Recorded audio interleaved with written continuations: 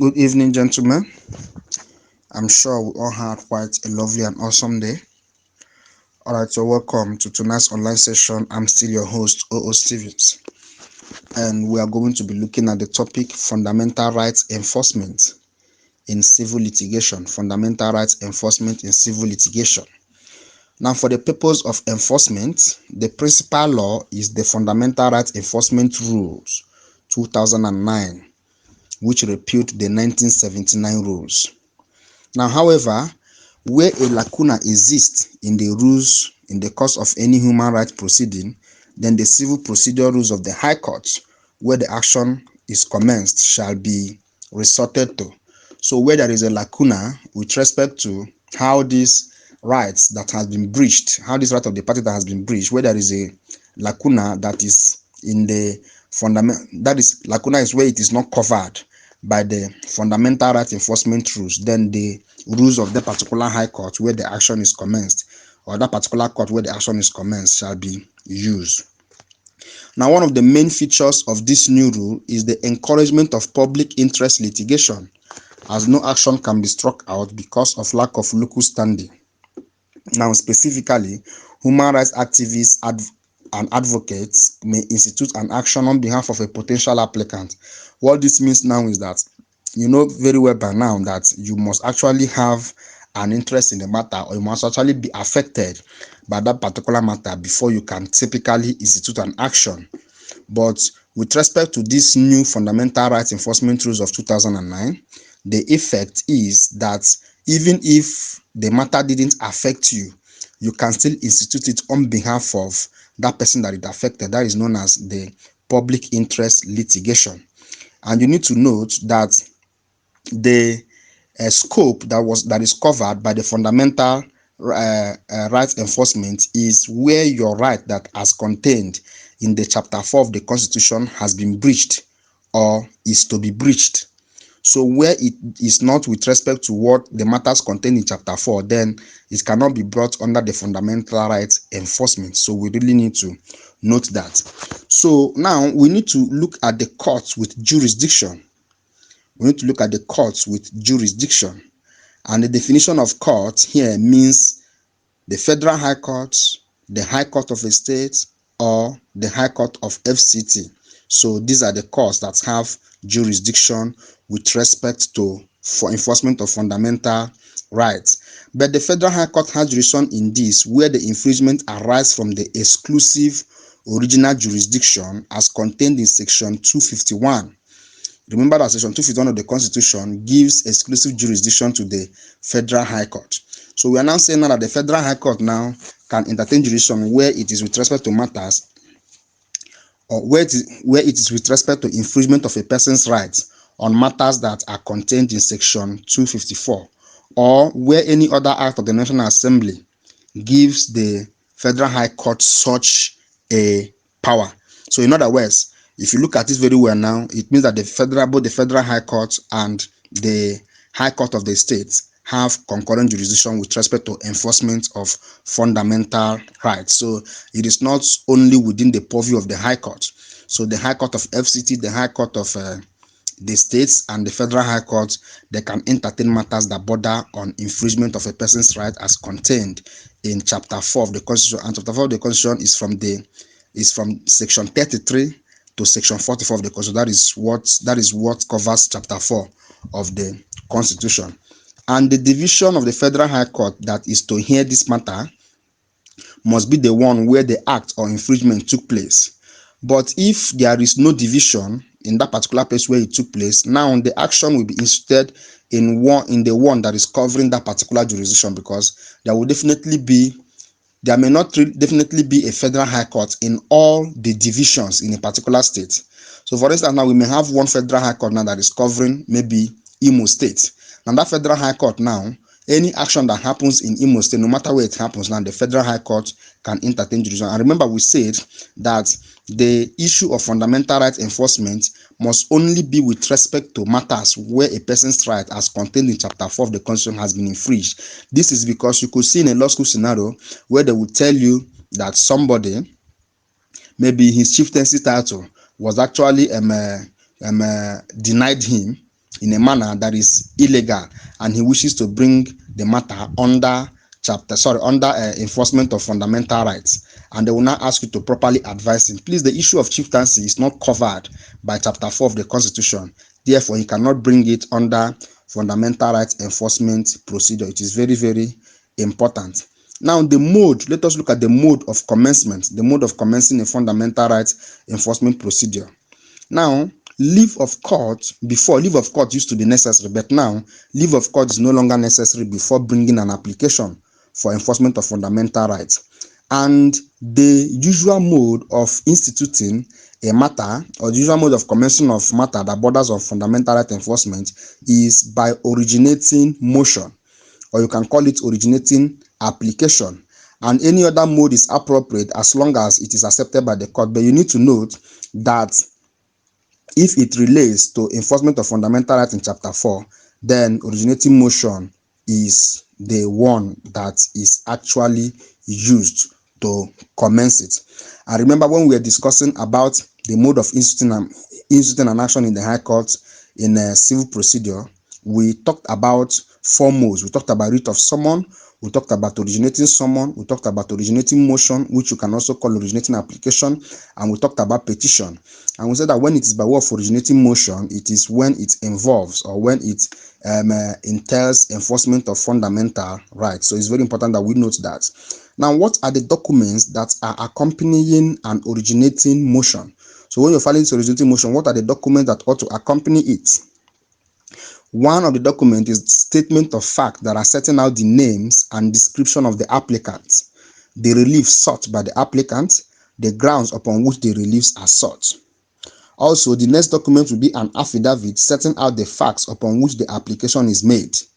And the next document will now be a written address in support of those grounds for the application. Now, what will the respondent do after he has been served with this particular originating motion and other accompanying documents? Where the respondent intends to oppose the application, he shall file his written address within 5 days of the service on him. So he has within 5 days to file his written address, and the written address may be accompanied by a counter affidavit where he wants to depose to a contrary fact. But if he is opposing the application on grounds of law only, then there is no need for a counter affidavit. So you don't file a counter affidavit when you are opposing on ground of law, because affidavit only contains statement of facts. So when you want to object to what is contained in that place and it is maybe on grounds of law or on points of law, then there is no need of filing an affidavit, a counter affidavit. You can just come to court that day of hearing and make the and oppose it orally, or make the objection orally, so long as it's on ground of law. Now, upon being served with the respondent written address, the applicant may file and serve a reply within 5 days of being served. So you need to now note that in originating application, I told us that the designation of the parties is applicant and respondent. That's why we're using the word applicant and using the word respondent. So when the applicant has already filed his originating motion, then the respondent has within 5 days to file his written address. Now, when the respondent has filed his written address, definitely the applicant will be served with the written address, and the applicant will now file a reply where there is a need for him to file the said reply, because reply must always be when a new issue has arisen. Now, the reply may be accompanied with a further affidavit when new contrary facts have arisen in the counter affidavit. So probably if the respondent filed a counter affidavit, I remember that counter affidavit is only needed with respect to objecting to facts, not to law. So if it's on point of facts now and there are new issues that have been raised in that counter affidavit, then the applicant, when filing his reply, may also file what is called further affidavit. Now, when all these things have been filed, definitely there will have to be hearing.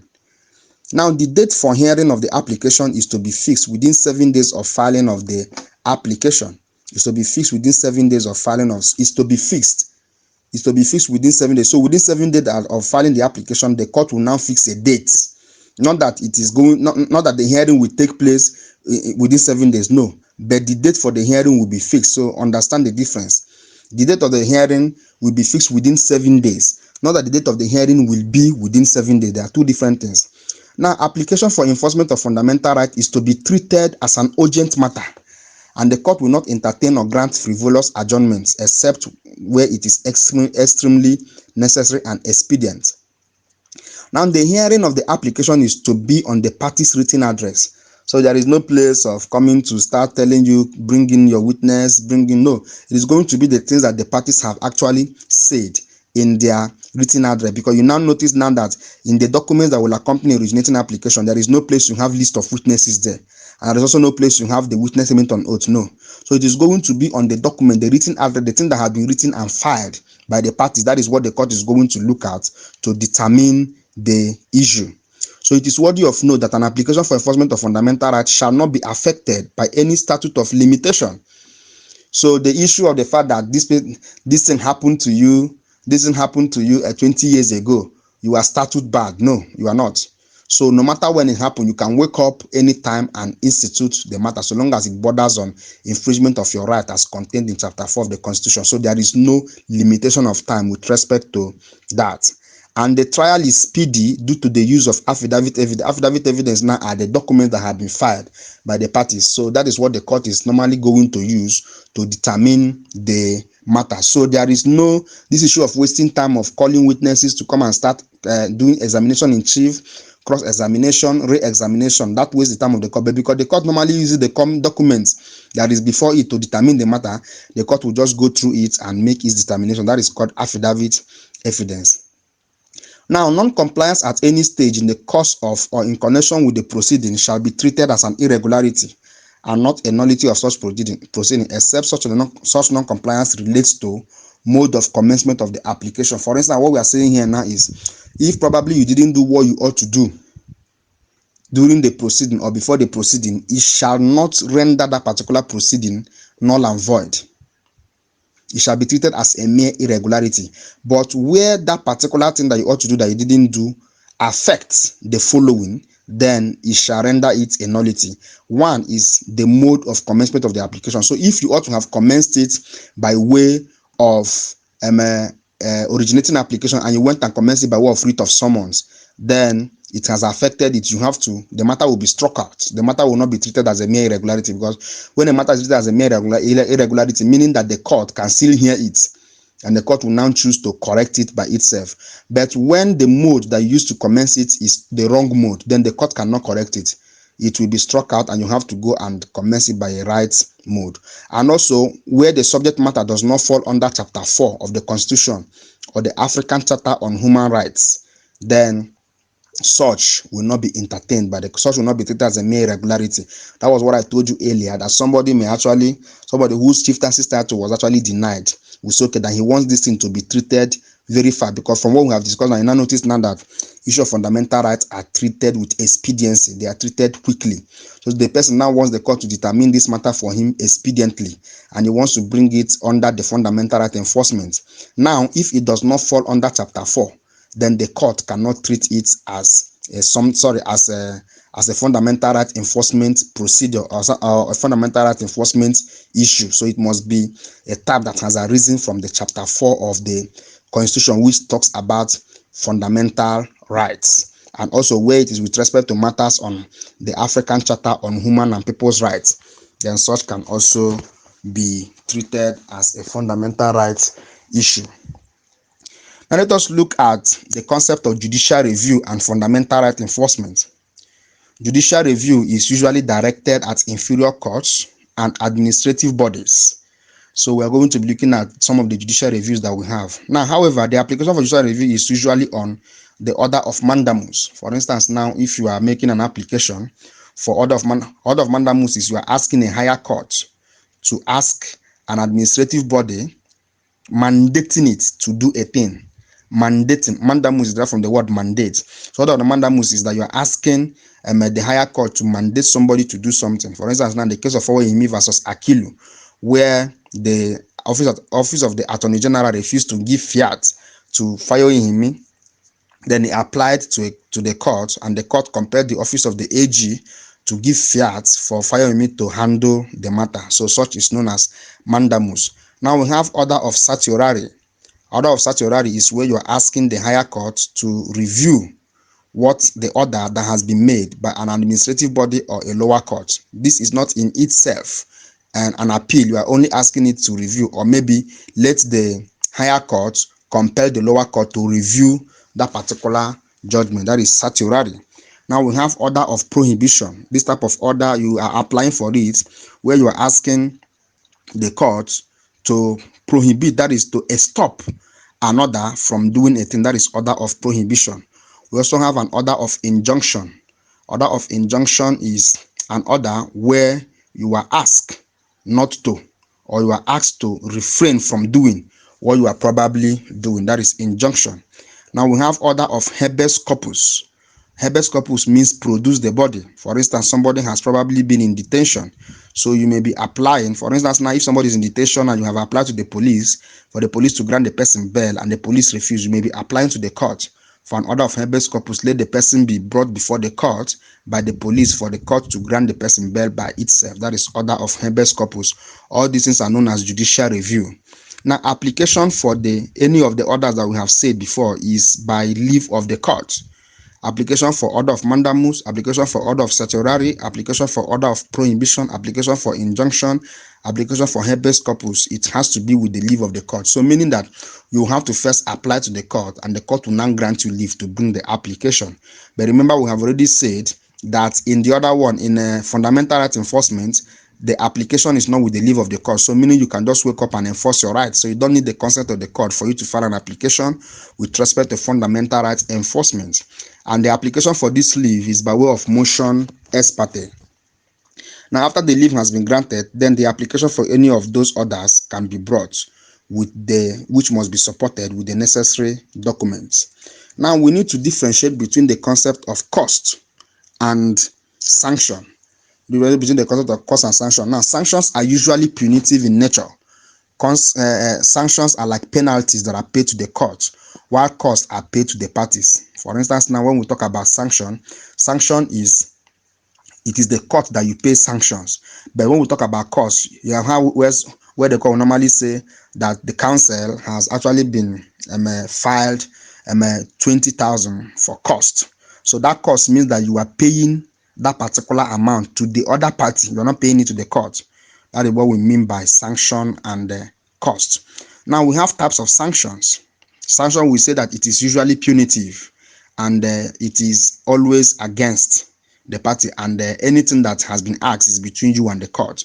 Now, for instance, striking out an application for lack of diligent prosecution is a sanction. Striking out of application or motion is a sanction. Striking out of action for failure to comply with the rules of the court is a sanction. Committal to prison for contempt is a sanction. Dismissal of action is a sanction. Disciplinary measures against counsel for misconduct is also a sanction. Now, the general rule is that cost will follow events. So, in other words, it is not all cases that the winning party will be paid for expenses of litigation. So, it's not all cases that the winning party will be paid for expenses for litigation. So, expenses are to be considered in awarding cost, and they are as follows: the cost of legal representation. So, for instance, now if it is noticed, taking for instance now, maybe First Bank believe that they have money against you and they are busy withdrawing money from your account, believing that you cannot do anything, and you probably institute a matter or an action against them, and they can easily get a lawyer, but you cannot easily get a lawyer. You have probably gotten a lawyer, and the matter probably lasted for some years or some months in court. So the court may consider that you have actually expended a large amount of money for legal representation in this matter, and the court may order the First Bank to pay you the cost for litigation. But remember, it's not all times that the winning party will be paid cost, except in some instances which we have just said now, that the cost will definitely follow event. So it is the event that has taken place that will determine whether the court will grant cost or not. Also, the travel and other expenses of parties and witnesses to the extent that the judge determines that amount is reasonable. So probably now there are some witnesses that came to represent you in this particular matter, and they came from various states or various jurisdictions. Then the court may consider that it will be reasonable for you to be reimbursed by the other party for calling these witnesses, since the other party knows very well that he was wrong ab initio, but just wanted the lawsuit. So the court may actually grant you costs against that party. And such other expenses that the judge may determine ought to be recovered or having regard to the circumstance of the case. Now, the nature of award of costs is at the discretion of the court, but it must be judicially and judiciously exercised. So what we're talking about now is that because you tell court to grant you cost of 1 million does not mean that the court will do that. So it is at the discretion of the court to either grant you what you have applied for or not. So generally, the judge is the one that determines the amount to be paid as cost. But where the judge cannot determine on account of quantum, then it will refer it to a taxation officer, who is usually an officer of the court, and this is because costs are not punitive. So probably the judge do not really know how much it takes for somebody to travel from Maiduguri to this place, and this person has probably traveled 10 times during the course of this particular litigation. So the court may actually assign an officer of the court known as a taxation officer to maybe look into this and know how much that is deserving to be paid by the other party as cost. But remember that cost is not as a punishment. Cost is just that it is reasonable that this thing happens, so that this young man, for having engaged in this lawsuit, will not entirely be an Aaron that goes home with nothing. So that is it about cost and sanctions. And also appreciate what we discussed about judicial review. In application for judicial review, you must first of all seek the consent of the court. But if it is with respect to enforcement of fundamental rights, there is no seeking of the leave of the court before bringing the application. And we talked about habeas corpus, we talked about certiorari, we talked about mandamus, we talked about injunction and prohibition. Those are known as judicial review, or you can call it prerogative writs. They are also known as prerogative writs. They are different from enforcement of fundamental rights. In enforcement of fundamental rights, it is not the same thing as judicial review application. On that, we are going to be drawing the curtain on the topic enforcement of fundamental rights, and make sure you take home the fact that it is only matters that arise from breaching or infringement of the contents of chapter 4 of the Constitution that can be brought under the enforcement of fundamental rights procedure. Until I meet you again, do take care of yourselves and have quite a blissful night rest.